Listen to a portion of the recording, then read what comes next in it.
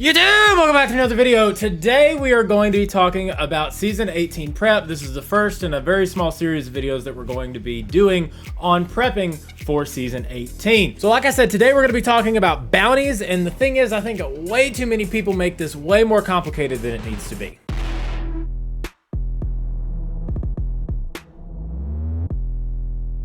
So jumping right into it, first things first, you need to go to this website, destinyrecipes.com. There's a link at the top line of the description. It is perfectly safe. You need to go in, log into your Bungie ID account, whatever you use for that, Xbox, PlayStation, Steam, whatever, and then it will actually pull the information from your account. That way it can tell you exactly how much XP you're gonna have going into the new season, your materials, how prepped you are on those, and resources, all of that stuff, and it's all outlined right here. You'll be seeing me refer to this website in every single video that we do, and so make sure that you go in, get logged in, and kind of track your progress this way. So I am not completely done with my bounty prep yet. I still have about a character and a half to go, but you can see I'm a little over 1 million stored XP going into the new season, which puts me right around 7 artifact mods. Now you don't have to bounty prep. It's not something that's required. However, it is required if you plan on being competitive in the day 1 raid race, or really completing the raid in contest mode at all, because you only have 3 days from the season launch to raid launch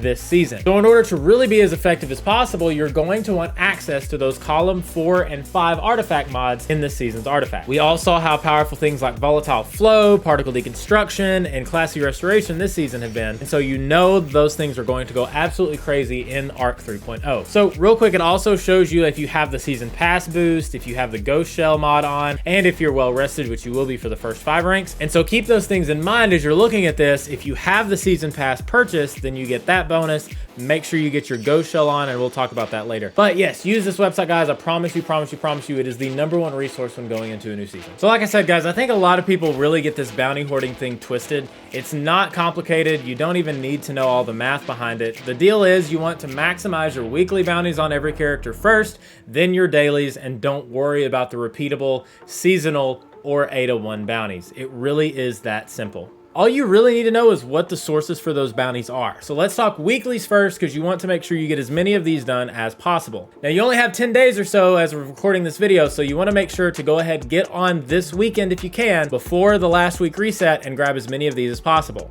So let's talk weeklies. Where do you get them? There are 7 sources, and you just go down the list. Shahan in the Cosmodrome, Erismoran and the Lectern, both on the moon, Star Horse and the Dares of Eternity next to Zur. Just real quick reminder here that the silver and gold weeklies give you the same amount of experience. Just grab a silver one, it's easy to do in the normal Dares of Eternity, so grab that. Varix on Europa has some weekly rotators. Petravenge in the Dreaming City also rotates her weeklies. And then you have Hawthorne in the Tower for your clan weeklies, so doing different things with your clanmates. So you want to make sure and visit these vendors and get as many of those weeklies as you can. Now speaking on Petra specifically, her weekly rotators are about the Ascendant challenges.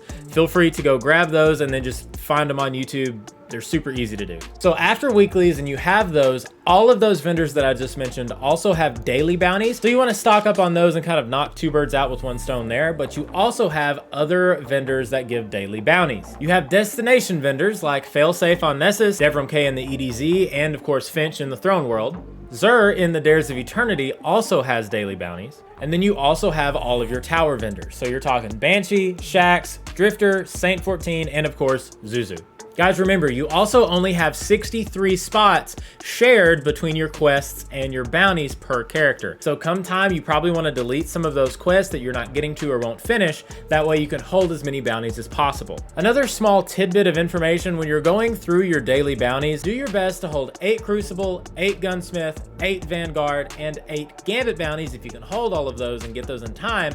That way you also get the little extra Bright Dust and the Powerful reward day 1 of the next season. And guys, that's really the nuts and bolts of it. Do not worry about keeping seasonal bounties, because those will not carry over into the next season. And if you do those, you won't have enough room for all of the ones that I just talked about. Don't worry about event bounties like Solstice. If you have those laying around, make sure you get those turned in. Don't worry about carrying over 801 bounties, because those are specifically per season. season. One last thing when it comes to experience in the next season, get ready to grind out in those 3 days your seasonal challenges for that week. We don't know how many there are going to be. There will probably be 10, but they give insane experience points, so you're going to want to knock those out if you plan on raiding day one. All right, guys, it's simple as that. Do as many weeklies as you can from those vendors, then dailies. Don't worry about repeatables, seasonal, or 801, and I'll see you in the next one. Bye.